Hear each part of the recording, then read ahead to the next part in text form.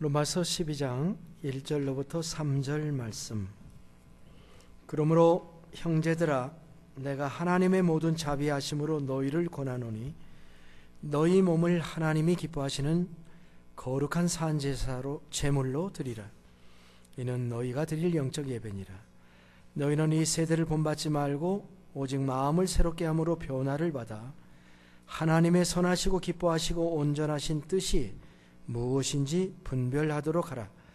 내게 주신 은혜로 말미암아 너희 각 사람에게 말하노니 마땅히 생각할 그 이상의 생각을 품지 말고 오직 하나님께서 각 사람에게 나누어 주신 믿음의 분량대로 지혜롭게 생각하라. 아멘. 아멘.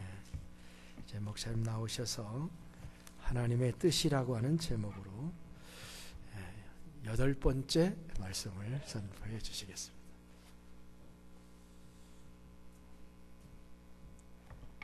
반갑습니다.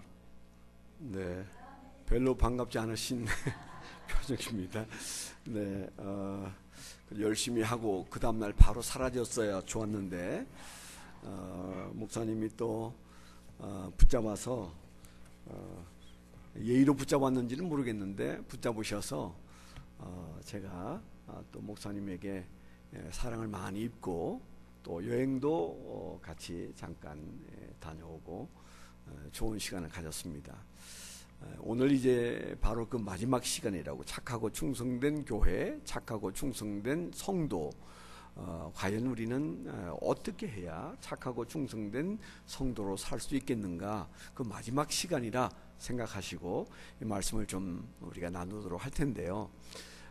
사실은 이 will of God, 여러분 목사님께도 많은 설교를 들으셨었던 부분이고, 어떤 목사님이든 이 주제에 대해서 할 말이 많고 여러분도 나름대로 붙들고 살고 있는 내용인데, 이제 오늘 그 하나님의 뜻에 대한 말씀은 설교가 아닌 공부로 한 5번 정도 해야 되는데, 되게 짧은 시간에 제가 간단한 개요만 말씀을 드릴 테고, 제가 18년 만에 왔으니까 18년 후에 혹 살아있어서 올 일이 있다면 그때는 한 5번에 걸쳐서 will of God을 좀 설교하거나 공부하는 시간이 있을지 모르겠습니다. 문득 그 생각이 났는데 계산해 보니까 가능성은 1%도 없을 것 같아요. 나이가 우선 80 중반에 비행기나 타겠어요. 그래서 있을 수 없는 일이 내 코앞에 있구나. 참 사람은 나이는 못 속이는 거구나. 이제 그런 마음이 제 마음속에 많이 들었습니다. 오늘 말씀을 대하기 전에 하나님은 오늘도 살아서 우리 가운데 역사하십니다. 아시죠? 네, 아멘이 아니고 잊어버리셨나? 이제 하라고. 자, 옆에 사람하고 진지하게, 하나님은 오늘도 살아서 우리 가운데 역사하십니다. 한번 하시죠.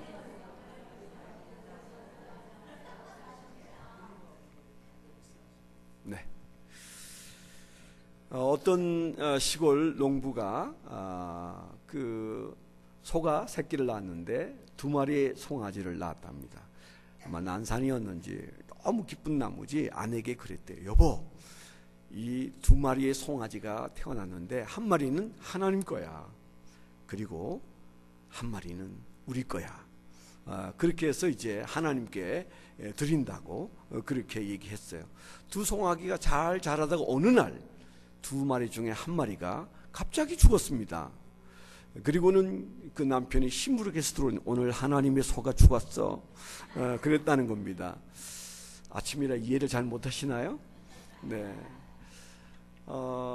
그 사람의 마음속에 점을 찍어 놓은 것도 아니고 형편 따라 그죠? 2마리 중에 한 마리는 하나님 거고 한 마리는 내 건데, 죽고 나니까, 한 마리가 죽고 나니까 그 마음속에 이건 내 거 아니야. 내가 하나님께 드린 거, 그 소가 죽은 거야. 이제 그런 마음이 들었다는 거잖아요. 우리 마음은 이렇게 참 정말 바람에 불리는 갈대처럼 하나님의 뜻과 내 뜻 사이에, 하나님 것과 내 것 사이에 우리가 정말 흔들리는 인생입니다. 우리가 교회를 섬길 때 여러분 마음이 왔다 갔다 하시는데, 여러분 어떤 일에 더 열심히 나든가요? 하나님의 뜻으로 교회가 내게 임명하고 또 명령해서 주신 일과 내가 하고 싶은 일 사이에 여러분 어떤 때가 더 힘이 나고 즐거워요? 주머니가 언제 잘 열려요? 대부분의 교인들은 맡겨주신 일보다는 내가 하고 싶은 일에 더 열정이 있고 그리고 돈을 써도 아깝지가 않아요. 그게 초보 신자입니다. 초보 신자입니다. 누구나 그래요. 누구나 그래요. 그런데 우리가 조금씩 신앙이 깊어지면 내 뜻보다 하나님의 뜻을 앞세우기 위해서 무수히 우리는 내 뜻과 싸우죠. 예수님은 십자가에 달리기 전날 밤에도 땀과 피를 흘리면서도 주님이 계속적으로 부르짖고 기도하신 기도가 뭐예요? 내 뜻대로 마옵시고 아버지의 뜻대로 되기를 원하나이다. 뜻은 뜻인데 누구 뜻이 우선이냐? 우리는 과연 누구 뜻대로 사는 존재인가? 이 질문 앞에 예수님마저도 그 마지막 순간에 내 뜻대로 마옵시고 아버지의 뜻대로 되기를 원합니다. 그런 기도를 하기 위하여 말할 수 없는 통곡과 몸부림으로 기도하셨다는 사실.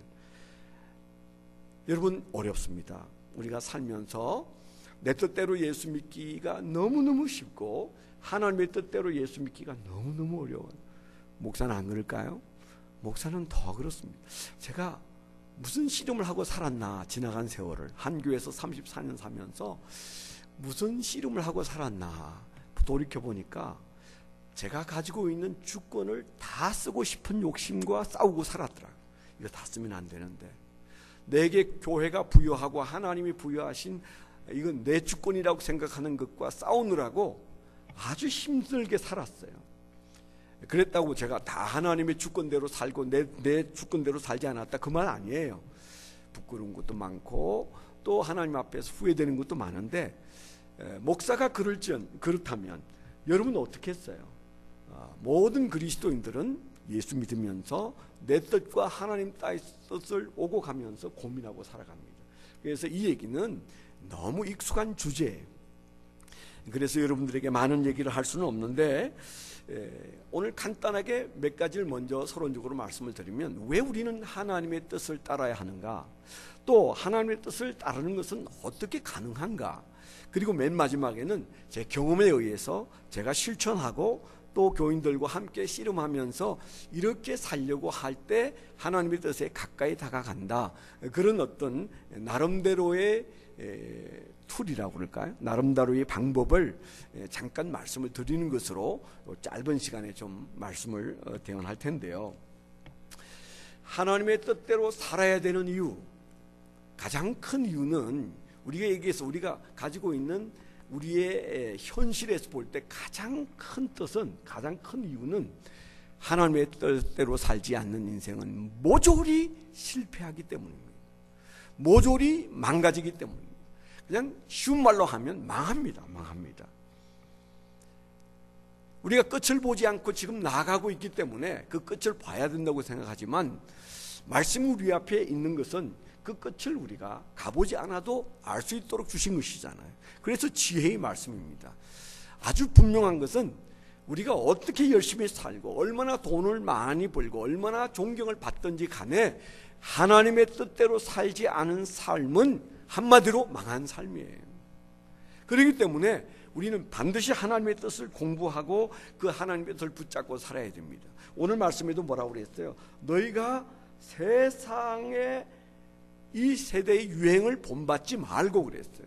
세상의 뜻과 하나님의 뜻이 충돌하고 있는 가운데 너희는 누구냐? 하나님의 자녀라면 하나님의 뜻이 무엇인지 분별하면서 살아야지 세상의 뜻대로 가서는 안 된다. 세상을 본받는다는 말은 뭐예요? 세상의 뜻을 따라간다는 거잖아요. 거기에 멸망이 있고 거기에 절벽이 있고 거기에 우리의 참 부끄러운 실패가 있는 거예요. 그렇기 때문에 주님께서 우리에게 주신 말씀은 하나님의 뜻대로 살지 않는 삶은 어떻게 살았건 간에 우리는 실패자예요. 그런데 오늘날 잘 보세요. 세상 사람들이 하나님의 뜻을 무조건 거스르고 삽니까? 그렇지 않습니다. 눈에 보이는 문제에 대해서는 승복해요. 이 세상에 있는 자연 법칙, 100m 위에서 여러분들이 떨어지면 날까요? 추락해서 날개도 없이 죽을까요? 우리가 너무 잘 압니다. 그건 안 믿는 사람도, 하나님을 부정하는 사람도 사람이 자연의 법칙을 어기면 그것에 대하여 우리는 어마어마한 실패와 좌절을 경험한다는 사실을 잘 압니다. 그건 왜 그렇습니까? 경험적으로 너무 잘 알기 때문이에요. 하나님은 안 믿어도 하나님의 자연 법칙은 믿잖아요. 그런데 이제 눈에 안 보이는 것, 예를 들어서 뭐 동성애 문제라든가 이런 것들은 또 그들은 아직까지 하나님의 뜻과 부딪히고 있습니다만은 이 세상에 영적인 것이든 도덕적인 것이든 아니면 물질적인 것이든 자연의 법칙이든 하나님의 만드신 질서와 부딪히면 하나님이 깨지는 게 아니에요. 그래서 우리가 내가 하나님 뜻대로 살아야 되는 가장 저급한 이유, 가장 낮은 단계의 이유는 내가 망하기 때문이다. 그 망한다는 사실에 대해서 우리가 잘 기억해야 돼요. 두 번째는 아까 망한다는 말을 했으니까 하나님의 뜻대로 살아야 할 또 다른 이유가 있다면 그건 행복입니다. 아까는 실패요, 좌절이요, 절망이요, 슬픔이라면 우리가 하나님의 뜻을 따라야 되는 가장 중요한 이유 중에 또 하나는 행복이에요. 도대체 행복은 어디로부터 올까요? 좀 살아봤잖아요. 우리가 살아온 인생에서 내가 무엇을 따랐을 때 행복이 주어졌는지 알기 때문에 우리가 여기에 있는 겁니다. 적어도 우리는 내 뜻대로 사는 거기에는 내일을 보장할 수가 없어요. 오늘 우리가 가지고 있어도 내일 때문에 걱정이 있고 염려가 있는 거예요. 그런데 분명한 것은 하나님의 뜻대로 우리가 경험해보지 않은 내일도 하나님의 뜻대로 살았던 내 과거의 삶에서 하나님의 주신 축복이 행복으로 왔다는 사실을 알기 때문에 우리는 오늘 내가 하나님의 뜻대로 살면 내일 그 실패를 극복하고 하나님과 함께 사는 즐거움이, 행복이 올 것이고 그 끝은 뭐예요? 천국이에요. 그래서 우리는 이 세상에서의 삶도 그리고 영원한 나라에서의 삶도 언제 주어집니까? 하나님의 뜻대로 살 때 주어집니다. 마태복음 7장 21절에도 그런 말씀이 분명하게 우리에게 주어져 있어요.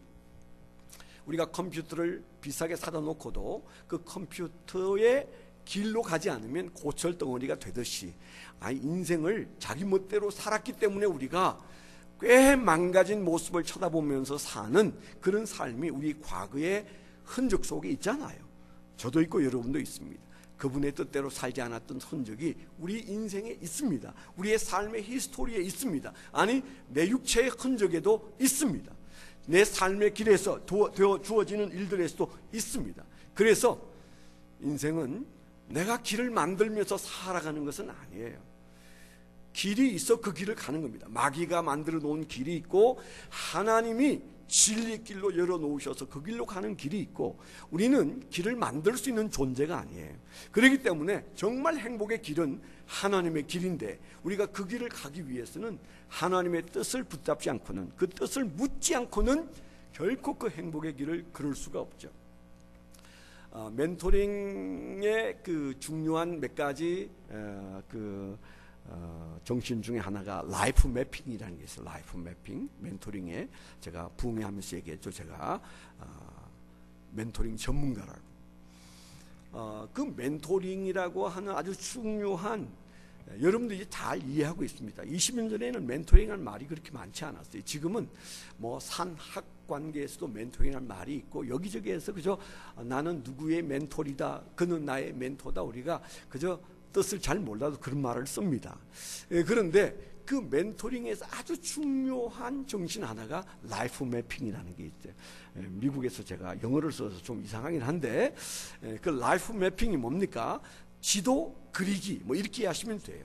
여러분 우리가 브라이스 캐년에 가려면 여러분이 제일 먼저 뭐 해요? 요즘엔 내비게이션을 켜놓고 거리가 얼마고 또 얼마나 시간이 걸리고 거기까지 가는데 비용은 얼마나 들고 여러분들이 다 계산해서 갑니다.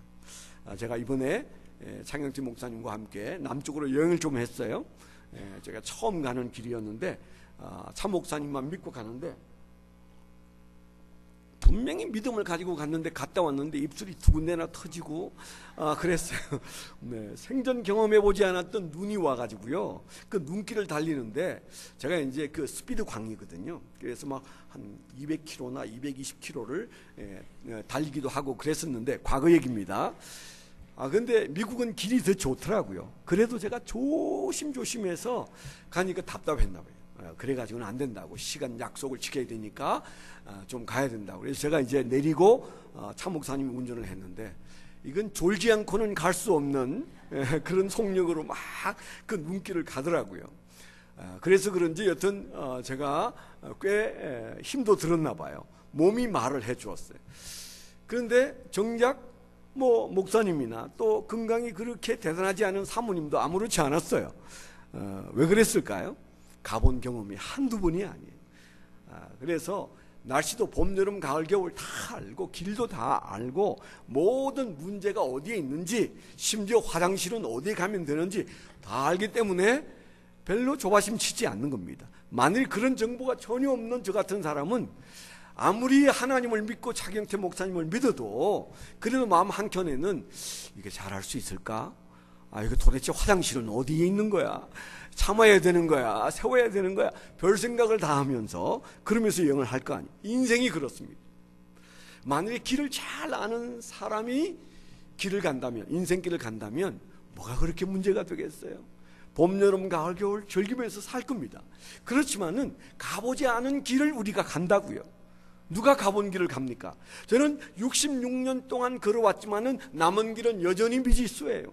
남은 시간 동안 무엇을 만날지, 어떤 병을 만날지, 어떤 위기를 만날지, 어떻게 하나님의 부르심을 받을지 아무것도 몰라요. 그래서 우리가 믿음이 필요하지만은 분명한 것은 우리가 알지 못할지라도 하나님이 내어놓은 길은 있는 줄 믿습니다. 그래서 하나님이 우리에게 이 성경을 통하여 또 말씀을 통하여 여러 가지 하나님의 음성을 통하여 우리에게 뭐예요? 삶의 길을 보여주세요. 그걸 붙잡으면 우리는 가보지 않은 길도 가본 것처럼 갈 수가 있는 겁니다. 예를 들어서 약간 이해가 안 되는 것 같아서 예를 하나 들고 지나가겠습니다. 서울에서 멕시코까지 내가 가는데 7시간 후에 거기서 누군가를 만나야 내가 사업이 망하지 않고 겨우 부도를 면할 수 있다. 이게 살고 죽는 문제가 7시간 안에 있는데 내가 서울에 있는데 멕시코에서 그 사람을 7시에 만나면 내 사업이 살고 못 만나면 부도 난다. 만일에 그런 위기 앞에 있는 사람이 있다고 하십시다.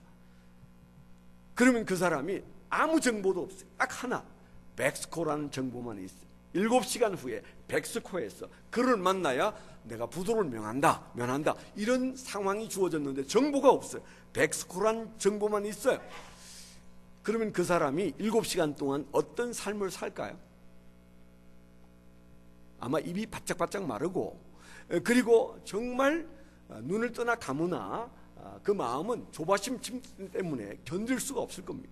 도대체 멕시코는 어디에 있으며 과연 내가 7시간 안에 거기 도달할 수 있으며 그 사람이 밥을 먹을 수 있을까요? 자연을 구경할 수 있을까요? 오직 멕시코에 도착하는 것만 그 마음이 거기에 있어서 애달게 7시간을 보낼 겁니다. 그런데 만약에 그 사람이 정보가 몇 가지 더 있다고 생각하십시다. 멕시코는 어디에 있어요? 표정을 보니까 모르는 사람이 많더라고요. 도대체 멕시코가 뭐야? 네, 멕시코는 부산에 있습니다. 해운대에 있습니다. 그 멕시코, 그 해운대에 있는 그 큰 건물 멕시코에 내가 가서 거기에서 그 사람을 만날 텐데 그건 부산에 있고 해운대에 있고, 그리고 내가 차를 몰고 남쪽으로, 그것도 경부고속도로를 타고 곧장 가면 멕시코 근처에서 내리게 되고, 내려서 불과 몇 분 동안 가면 그게 도달할 수 있는데, 그게 가는데 들어가는 기름값은 얼마고, 그리고 시속 몇 킬로로 달려서 몇 시간에 도착한다. 이런 정보를 만일에 한 서너 가지 혹은 네다섯 가지를 가지고 있는 초행길이라고 생각해 보세요. 그리고 거기에다가 당신이 가다 보면 7곡 휴게소가 있는데 2시간 40분쯤 가면 7곡 휴게소가 있는, 거기에 냄비 우동이 6,000원인데 너무 맛있어. 만일에 그런 얘기를 들었어요. 그러면 그 사람이, 그런 정보를 가진 사람이 가는 것과 7시간 후에 멕시코에서 그 사람 만나야 살아, 이 생각만 하는 사람하고 그 7시간의 여행이 어떻게 상상할 수 없는 간격이 있어요. 한 사람은 지옥길을 달리고 한 사람은 우동까지 먹으면서 즐기면서 초행길이지만 휘파람 불면서 좌우 경계를 해가면서 그러면서 휴게소마다 들려서 딱 5시간 반 만에 혹은 4시간 반 만에 가서 여유롭게 백숙에서 차 한잔하고 7시간 후에 만나고 했던 사람을 만나는 여유, 그 사람은 여행이에요. 그런데 아무 정보가 없는 사람은 지옥이에요. 여러분, 여행을 그렇게 하고 부산을 그렇게 가는 것과 인생을 그렇게 사는 것과 뭐가 달라요? 똑같아요. 다 초행길입니다. 어떤 정보를, 누가 준 정보를 가지고 그 길을 가느냐에 따라서 여행은 다릅니다. 인생 여행이 다릅니다. 여러분의 인생을 뒤돌아보세요. 내가 왜 여기에 있는지, 내 인생에 대한 바른 정보가 분명히 있었고 그 정보를 따라서 한 발씩 갔으면 여러분 인생이 어떠했을지 생각해 보세요. 지나간 과거는 저도 고칠 수 없고 여러분도 고칠 수 없어요. 괜찮아요. 이제부터예요. 아멘. 지금부터입니다. 나이가 67세든 나이가 97세든 지금부터예요. 왜 그렇습니까? 우리가 기억해야 할 그 정보를 가진 그분은 죽은 자도 살리시는 분이시기 때문에 우리가 오래 살아야 잘 살아요? 아니에요.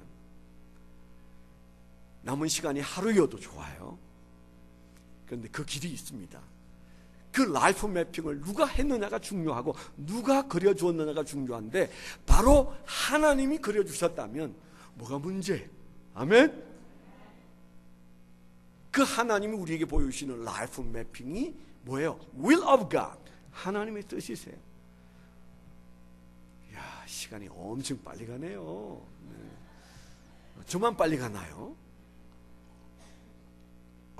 서론했는데 시간이 이렇게 갔으니 남은 얘기는 간단하게 정리를 할게요.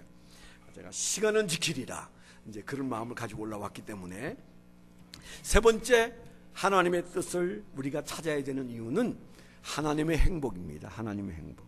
첫 번째는 뭐예요? 우리의 실패를 면하기 위해서는, 두 번째 우리가 행복하기 위해서는, 세 번째는 하나님의 행복입니다. 참 우리가 보잘것없는 인간인데 하나님이 이 많은 은하계에서 태양계를 만드시고 그 태양계 안에 지구를 만드시고 지금도 사람들은 지구 외에 뭐가 있을 거라는 생각 때문에 위성을 띄워서 야단입니다만 어떻든 아직까지는 제대로 된 다른 별을 발견하지 못했어요. 사람이 사는 이런 세계, 아니 물이 있는 세계마저도 아직 발견하지 못했어요.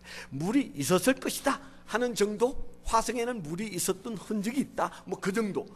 여하튼 이 많은 은하계 안에 수많은 별들 중에 헤일 수 없는 별들 중에 지구라는 별 안에 우리를 하나님께서 만드시고 그리고 우리를 향하여 하나님은 기뻐하고 싶어 하시는데 문제는 우리가 하나님의 뜻을 따를 때만 하나님이 기쁘세요.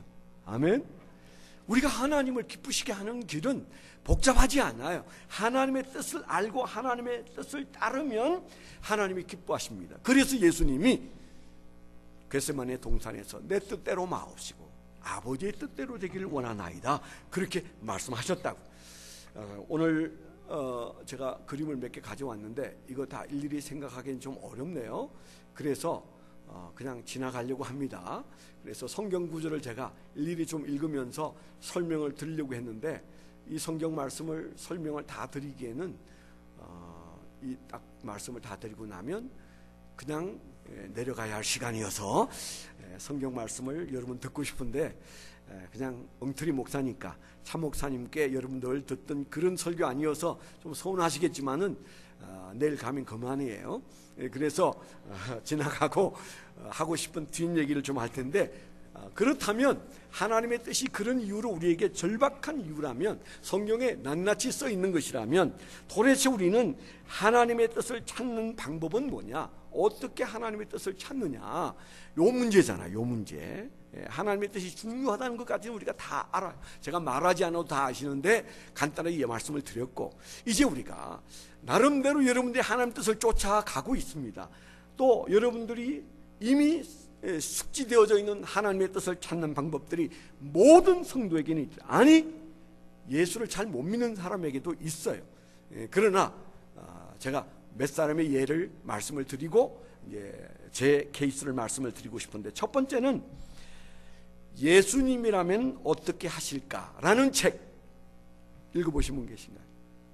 In His Step이라는 책인데, 네, 한 분 계시네요.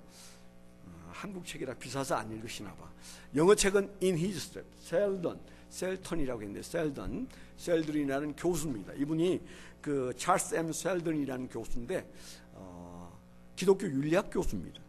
윤리학을 가르치는데 너무 어려워해요, 학생들이. 그러니까 이분이 소설을 썼어요. 그래서 읽어보면 별로 재미없는 소설이긴 해요. 의미는 너무 깊어요. 제게도 그 소설을 지금부터 한 30 몇 년 전에, 오래전에 읽었습니다. 30 몇 년 전에 읽고 가슴이 떨리더라고요. 그 정도면 한번 읽어보셔야 되지 않겠습니까? 영어 제목은 In His Step. 한국 번역된 책은 예수님이라면 어떻게 하실까? 여러 번역 출판사에서 번역한 책인데, 내용은 이렇습니다. 어느 날 거리를 방황하던 한 노숙자는 아닌데 직업을 찾아서 헤매다니면서 아주 피골이 상접한 어떤 사람이 목사님에게 찾아와서 내가 직업을 구하는데 좀 도와줄 수 있느냐고. 목사님이 설교 준비하다가 귀찮으니까 미안한데 지금 현재 이 동네에는 직업을 구할 때가 마땅치 않다고, 미안하다고. 그리고 보냈는데 그 다음 주일날 설교를 딱 마친 시간에 바로 그 사람이 나타났어요. 앞으로 두벅두벅 말 사이도 없이 걸어 나와서 이런저런 얘기를 했는데 목사님이 충격을 받았어요. 내가 지난 며칠 동안 이 마을에 와서 빵집도 가고 여기저기 다니면서 내가 사람들을 좀 만나서 내 신세를 좀 얘기하려고 했는데, 인쇄소에서 최신 기계가 들어와서 자기가 거기서 쫓겨났는데 갈 데가 없고, 아내는 죽고 아이는 누구에게 좀 맡겨놓은 상태여서 지금 직업을 찾아왔는데 이 동네에서는 아무도 내 말을 들어주려고 하지 않더라. 근데 조금 전에 목사님이 예수님을 따르라 그렇게 말했는데, 여러분, 예수님을 따른다면 내가 여러분들에게 말을 걸었을 때 여러분들은 어떻게 응대했을까요? 어떻게 해야 마땅했을까요?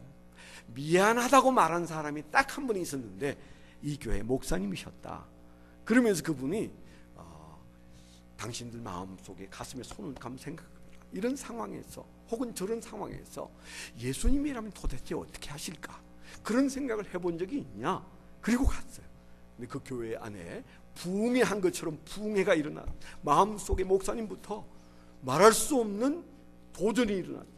그래, 내가 살아오는 인생에 나는 예수님이라면 이런 상황에 어떻게 하실까? 내가 물어본 기억이 있나? 또 교인들도 이런저런 심지어는 술 파는 집에 나가는 사람도 있고 이런저런 일을 하는 사람들이 모두 가슴에 묻기 시작했어요. 이런 상황에서 예수님이라면 어떻게 하셨을까? 그러면서 그들이 함께 이제는 우리가 예수님이라면 어떻게 하실지 생각하는 그런 기도 모임을 가지자. 그러면서 그 동네에 큰 변화가 일어났다. 그런 얘기예요. 그러니까 그 얘기의 요지는 뭐예요? 우리가 하나님의 뜻을 찾는 가장 쉬운 방법이 뭐냐? 예수님이라면 이럴 때 어떻게 하셨을까? 목사는 목사 나름대로 보이고, 갓 예수 믿은 사람은 갓 예수 믿은 사람대로 보이는 그 세계, 자기의 신앙의 수준만큼 예수님이 어떻게 하셨는지 그분의 발자취를 볼 수 있게 되더라. 그런 얘기를 하고 있어요. 우리가 하나님의 뜻을 어떻게 찾을까요? 마음에 좀 품어보세요. 이럴 때 예수님이라면 어떻게 하실까? 그분이 어떤 걸음을 걸으시는지 그분의 발자취를 따라가고자 하는 마음으로 생각하시면 will of God, 하나님의 뜻이 보이기 시작한다. 그 얘기를 제가 여러분에게 드립니다. 제가 30 몇 년 전에 역시 읽은 책인데 T.B. 마스턴이라는 분이 쓴 책입니다. 옳은 것과 그른 것. 이분은 사우스 웨스턴 침례신학대학 교수로 계셨던 이분 역시 기독교 윤리학 교수입니다. 이분이 쓴 책이 인기는 없었지만 제 마음속에 아주 큰 도전을 주었어요. 옳은 것과 그른 것도 분별하지 못하는 그리스도인이 이 세상에, 아니 교회 안에 너무 많다.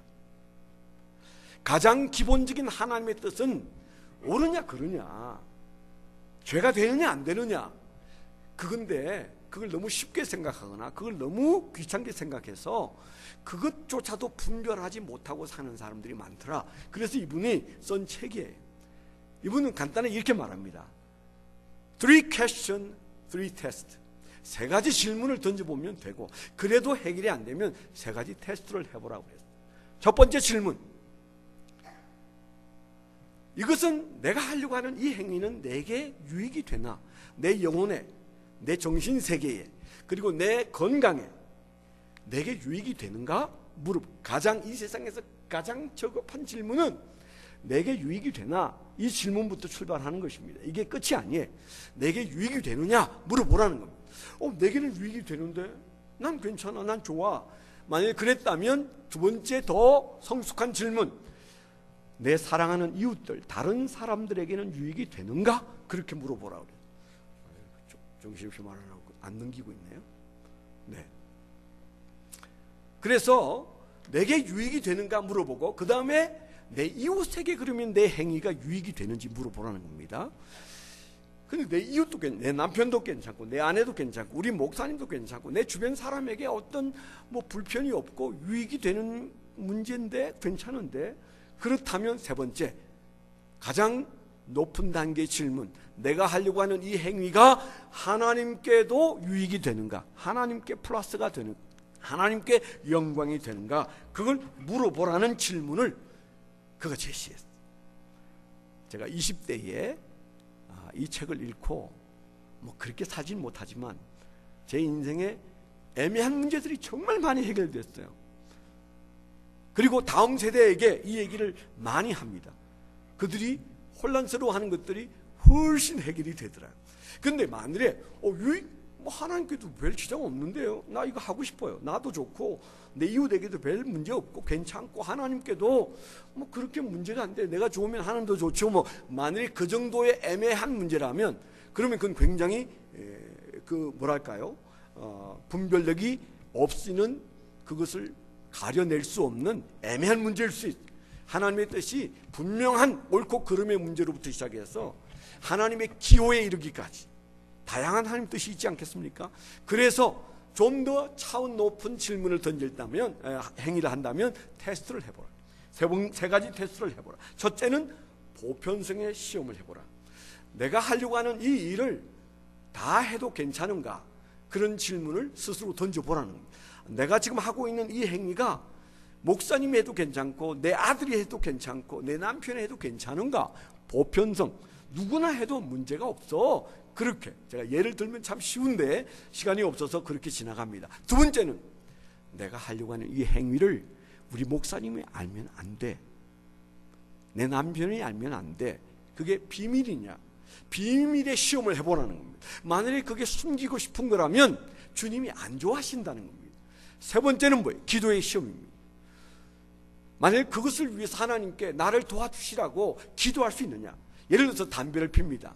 담배를 피는데 그런데 아마 목사님 알아도 괜찮아, 이것까지 지옥 가는 것도 아니고 그런데 거기까지 갔다면 세 번째 시험이 뭐예요? 하나님, 제가 이 한갑 피는데 10불이 듭니다. 제가 꼴초라 하루에 2갑 핍니다. 하루에 20불 들어갑니다. 주여, 제가 날마다 끊지 않고 이 담배를 필 수 있는 돈을 허락해 주옵소서. 그렇게 할 수 있느냐? 기도가 나오냐? 그거 잘하게 해달라고 기도가 나오냐? 그렇게 물으라는 겁니다. 그랬을 때 그건 기도 못하지, 그러면 안 하는 게 하나님의 뜻이다, 그렇게 말하는 거죠. 그 다음에 이제 또 다른 얘기를 잠깐 말하면, 우리가 하나님의 뜻을 쫓아가는 데 있어서 아주 중요한 게 프라이어리티입니다. 우선순위입니다. 정말 우리가 즐겁게 인생을 살고 그리스도 안에서, 하나님 안에서 즐겁게 살려면 하나님의 뜻대로 살아야 되는데, 하나님이 늘 말씀해 오셨던, 내가 유치부 때부터 죽을 때까지 주님이 가지고 있는 기본적인 뜻이 뭔가 하면 세 가지 우선순위입니다. 첫째는 Jesus first, 주님이 첫째다. 뭐든 주님이 첫째야.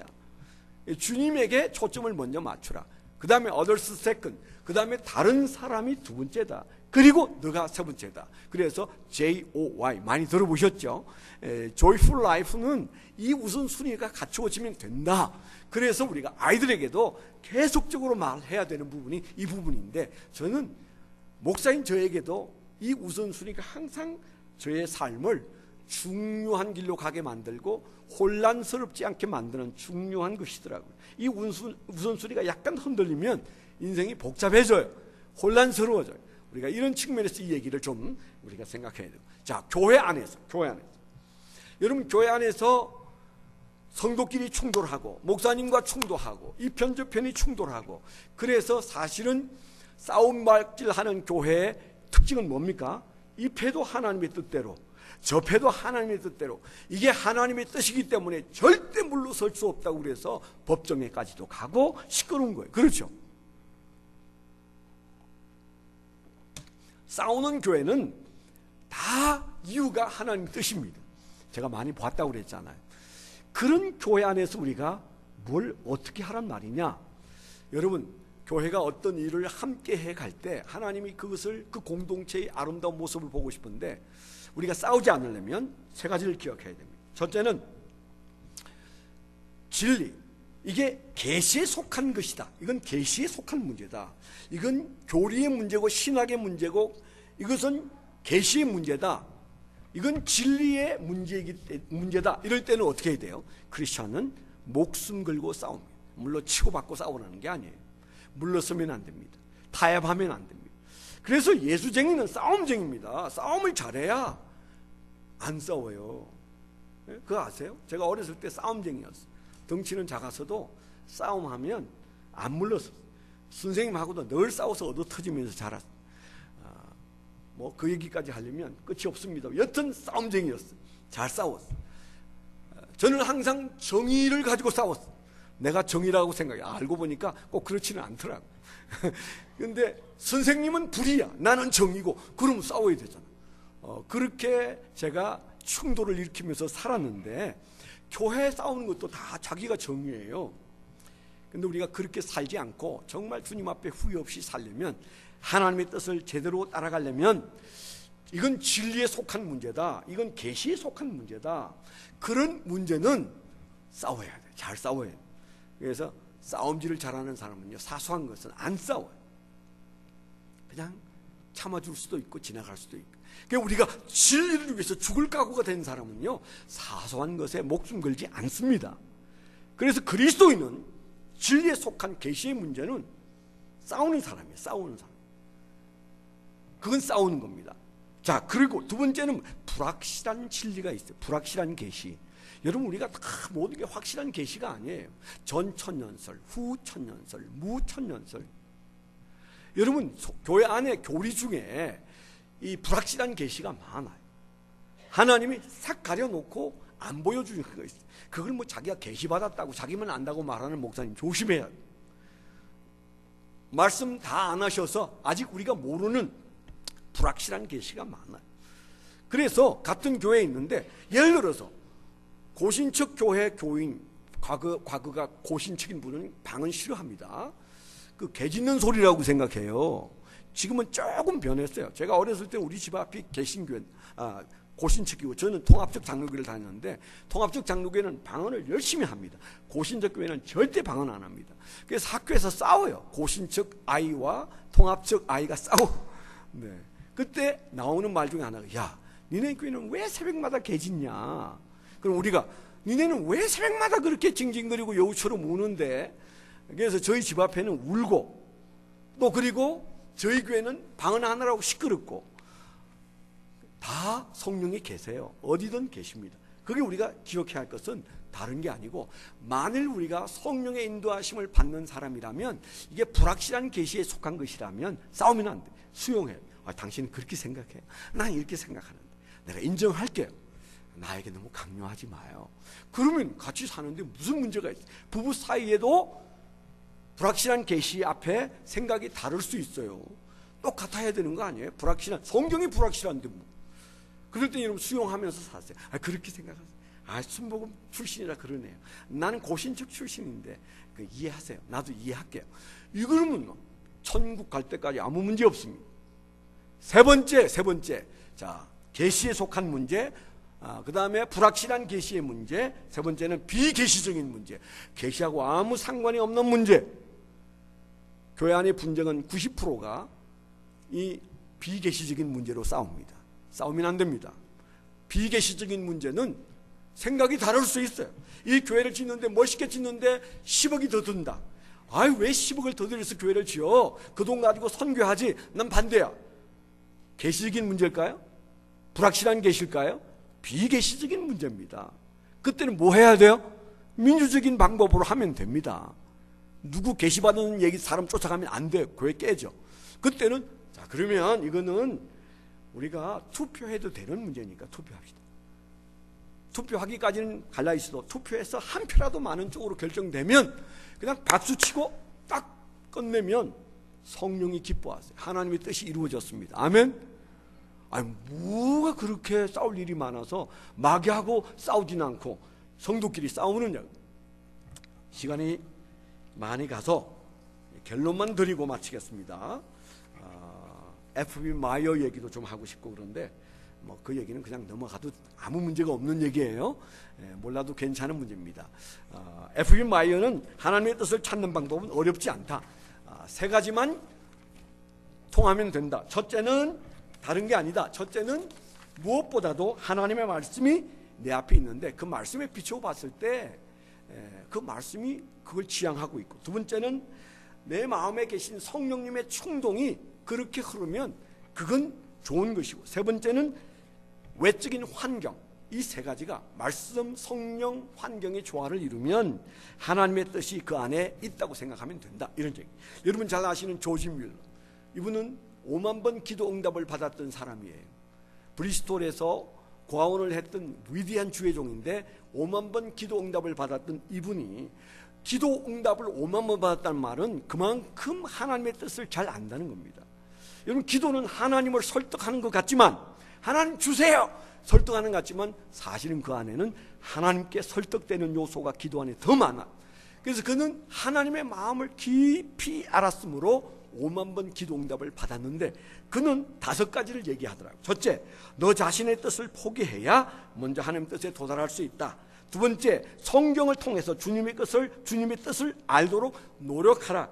세 번째, 하나님의 선물로 부여된 환경을 어떻게 해요? 하나님의 뜻으로 부여된 환경. 내가 남자인 것은 하나님의 뜻이고, 여러분이 여자인 것은 하나님의 뜻이고, 여러분이 지금 미국에 있는 이 유타에 있는 것도 현재까지 주신 하나님의 뜻일진데 그걸 환경으로 보라. 그 환경은 하나님의 뜻일 수 있다. 그래서 하나님의 선물로 부여된 환경을 고려하라. 그 안에는 남편도 하나님의 선물이고, 아내도 하나님의 선물이고, 그 자녀도 하나님의 선물이고, 이 교회의 담임자인 차경태 목사님도 하나님의 선물이에요. 그리고 그 다음에 한 말이, 네 번째는 인도하심을 기도로서 간구하면 뜻이 보이기 시작한다. 다섯 번째는 하나님을 섬기고 있을 때 가장 하나님 뜻이 다운로드 잘 된다. 그런 얘기를 했어요. 자, 이제 진짜 해야 할 얘기를 5분 안에 마칠 텐데요. 진짜 해야 할 얘기는 가장 여러분들이 기억해야 할 중요한 인물입니다. F.B. 마이어도 아니고 조지 밀러도 아니고 J.P. 킴, 김종포 목사가 말하는 하나님의 뜻을 기억하세요. 왜 그랬을까요? 지금까지 나와 있는 모든 책을 다 조사해보고, 그리고 지금까지 예수 믿으면서 몸부림치고 수많은 교인들이 상담해 올 때 그들이 묻는 건 딱 하나예요. 하나님의 뜻이 뭘까요? 하나님의 뜻이 도대체 뭔지 모르겠어요. 이제 그런 교인들의 상담을 겪으면서 저도 알지 못하죠. 그러면서 하나님의 뜻을 찾아왔던 J.P. 킴의 하나님의 뜻을 한번 잠깐 훑어보고 끝내겠습니다. 김용훈 목사가 하나님 말씀을 대하면서 깨달은 하나님의 뜻을 찾는 길 7가지입니다. 7가지. 첫째, 하나님의 뜻을 갈망하고 너의 뜻을 버리라. 하나님의 뜻을 찾는 사람이 들어보고 하나님 뜻대로 하든지 내 뜻대로 하든지 내가 결정할 거예요. 절대 하나님 뜻은 없습니다. 그때 마귀가 자기 뜻을 하나님 뜻처럼 드러내기 쉬워요. 하나님의 뜻은 내 뜻 포기했어요. 하나님의 뜻대로 할게요. 보여주세요. 거기서부터 시작입니다. 두 번째, 그런 사람은 뭐 해야 돼요? 당연히 기도해야 돼요. 기도해야 돼요. 하나님의 뜻이 무엇인지 정말 알고 싶습니다. 주님, 이 문제에 대해서 하나님 말씀해 주세요. 기도해야 돼요. 당연히 하나님의 뜻을 찾는 가장 좋은 방법은 기도예요. 그 다음 세 번째는 하나님의 말씀에 비춰보려고 해야 해요. 하나님의 말씀은 혹시 이 문제에 대해서 뭐라고 말씀하시나? 조지 밀러가 5만 번 기도 응답받았다는 것은 그의 수첩에서 우리가 발견한다고 그러잖아요. 그의 수첩에는 하나님 이것 주세요, 저것 주세요. 그 옆에는 주셔야 될 이유, 하나님의 말씀, 성경을 그 옆에 가로 넣기 해서 넣고 그 말씀을 주장하면서 기도했다고 했어요. 말씀을 주장하는 기도. 왜? 하나님의 뜻이 여기 있다고 저는 믿습니다. 그러니까 말씀에서 보증하는 제 기도 들어주세요. 그래서 모세도 그렇게 했고 느헤미야도 그렇게 기도하고 수많은 주의 종들이 하나님의 뜻을 찾을 때 말씀과 함께 찾았어요. 말씀에 비추어 봤어요. 그 다음에 여러분들이 고려해야 될 사항이 있어요. 하나님이 선물로 주신 환경도 고려해야 됩니다. 환경을 고려한다는 말은 우리가 그저 상식을 문질러 버리고 하면 안 돼요. 상식을 무시하고 하는 그런 하나님의 뜻에 접근하는 태도는 옳지 않습니다. 이 환경 속에 하나님의 뜻이 이미 존재할 수도 있다. 그런 마음으로 환경을 고려해 보셔요. 그 다음에 우리는 부족하기 때문에 경험자와 상담하셔야 해요. 굉장히 중요한 얘기. 독단적으로 꿈꾸고 결정하지 마요. 우리 교회도 꿈꾸는 분들이 계세요. 꿈꾸고 결정한 일에 60%는 그대로 안 되더라. 누구나 꿈꿉니다. 희한한 꿈꿉니다. 꿈대로 된 것은 아주 적어요. 그래서 여러분들이 스스로 여러분들이 결정하기 전에 꼭 5번째 상담을 하셔야 되는데, 상담의 조건은 나보다 영적으로 앞서가는 사람, 그리고 내 처지를 잘 아는 사람. 적어도 이 두 가지는 부합해야 돼요. 나보다 영적으로 앞서간다는 뭐예요? 하나님을 알고 그리고 나를 아는, 이 세상에 누가 있어요? 그런 분이 성령님이세요. 로마서 8장에 뭐라고 그랬어요? 하나님의 마음도 알고 나의 마음도 아시는 성령님이 내 안에서 말할 수 없는 탄식으로 기도하시기 때문에 모든 것이 합력하여 선을 이룬다고 말씀하셨어요. 인간에게 찾아가서 도움을 구해야 합니다. 그럴 때 여러분들이 적어도 나를 잘 알고 그리고 나보다 영적으로 앞서 있는 사람, 만일에 세 번째 조건을 하나 더 붙인다면 내 그 문제에 대해서 나보다 경험이 더 많은 사람이면 아주 좋아. 그러나 목사님이 여러분이 겪고 있는 문제를 경험했을 리 없잖아요. 그렇기 때문에 목사님이 가장 좋은 상담자는 아닐 수 있습니다. 기도 조력자는 될 수 있어요. 그래서 여러분들이 목사님에게 상담한 것을 여러분들이 절대 가야 할 길이라고 생각할 필요는 없어요. 기도도 했고 성경도 참조했고 환경도 참조했고, 그리고 여러분들이 이제 상담했으면 그 상담을 참조하시면 돼요. 참 중요해. 상담이 정말 중요해. 근데 상담을 맨 앞에 두면 이런 꼴입니다. 적어도 하나님 앞에 먼저 엎드려서 여러분들이 주님과 깊이 문제를 가지고 기도도 하고 말씀도 보고 그리고 여러분 묵상도 한 다음에 그 다음 상담을 통하여 고려하십시오. 그 다음에 중요한 게 있어요. Inner Light입니다. 메노나이트나 퀘이커 교도들이 절개하는, 내가 이 정도 한 다음에는 우리가 조용히 주님의 음성을 기다려요. 내적인 광명이 일어나도록 여러분 좀 조용하세요. 좀 조용히 기다리세요. 그래서 주님이 어떤 모양으로든 말씀하시는데, 주님은 반드시 응답하시는데 예스든 노든 기다리라고 하시든 주님 말씀하실 때 듣겠습니다. 종이 듣고 있습니다. 종이 기다리고 있습니다. 이게 이너라이트로 들어가는 중요한 영성이에요. 내 안에 내적인 광명이 일어나서 내 영적인 수준에 맞는 주님의 뜻이 주어질 때 우리는 그걸 붙잡아야 되는데, 만일에 내가 미련하고 어두워서 주님이 동쪽을 가리켰는데 나는 서쪽인 줄 알아, 괜찮아요. 그래서 눈앞에서 여러분이 원하는 것들이 이루어지지 않을 수 있습니다. 내가 분별을 잘못해서. 그러나 하나님의 뜻은 결과가 중요한 것이 아니라 하나님의 뜻을 찾는 과정을 하나님이 기뻐하세요. 아멘. 너가 이 몸부림치면서 기도하고 너의 뜻을 내려놓고 기도하고 말씀 보고 그리고 너가 환경을 고려하고 또 이 하나님의 뜻을 찾아서 상담하고 그리고 지금 내 뜻을 기다리고 있구나. 이게 중요한 거예요. 점치지 마세요. 누구 신통한 사람에게 매달리지 마세요. 하나님이 정말 원하시는 것은 책임은 하나님이 지십니다. 더러 내가 하나님 뜻을 몰라도 하나님은 데려가실 거예요. 문제는 너가 내 뜻을 찾고 있구나, 너 뜻과 싸우고 있구나, 내 마음속에서 하나님의 뜻에 목말라 있구나. 하나님께서 그런 은혜를, 그런 모습을 보시고 은혜를 주실 줄 믿습니다. 그리고 여러분, 조금 주책스럽게 간정하세요. 아직 안 주셔도 주신 것처럼 간정하세요. 괜찮아요. 망신을 당해도 카부시키예요. 하나님하고 내가 망신 당하는 거야. 괜찮아요. 하나님에 대해서 약간 띄워도 괜찮아요. 하나님께서 낫게 해주신다고 그런 마음을 주셨어. 그렇게 하신 여러분들이 하나님이 책임지시는 것을 보게 될 줄 믿습니다. 기도하겠습니다. 오늘 오신 아버지 하나님, 오늘 귀한 예배 시간에 또 이렇게 주님께서 부족한 종의 입술을 통하여 하나님의 뜻을 찾는 귀한 종들과 함께 주여 주의 말씀을 상고했습니다. 주여, 우리의 인생에서 남은 생에는 하나님의 뜻대로 사는 지혜가 우리 안에 충만해지게 하여 주시옵소서. 예수 그리스도의 이름으로 감사하며 기도드렸습니다. 아멘.